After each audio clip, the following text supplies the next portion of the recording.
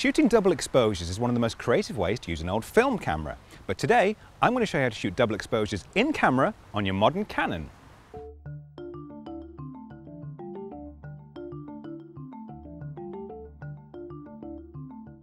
If you've used an old film camera, you might have experimented with double exposures, or maybe you just got one by accident when you had a roll of film developed at Boots.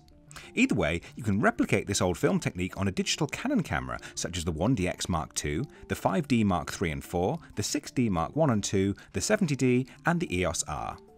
The first step is to go into the shooting menus and head to the multiple exposure option. Go into the sub-menu and enable the first option, On Function Control.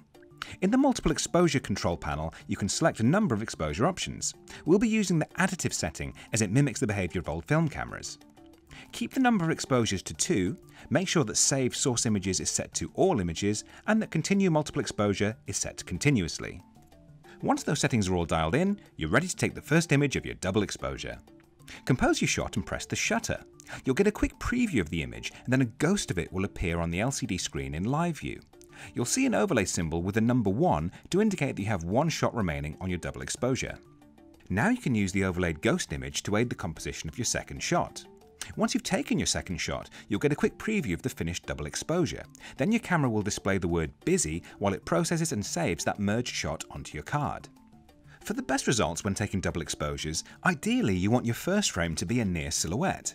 This works best with a building or a subject harshly exposed against the sky to get a dark outline against a white backdrop. When you take your second shot, the image will only be visible in the darker areas from the first frame, and it'll disappear in the whiter areas from the first frame. It's almost like an in-camera layer mask. Imagine that the ghost image is like a shape cut out of a white sheet of paper. The dark area that's been cut out is where the detail from your second frame will show through. So that's how to get double exposures in camera, but make sure to check out our Elements tutorial to see how to get double exposures in post-production too.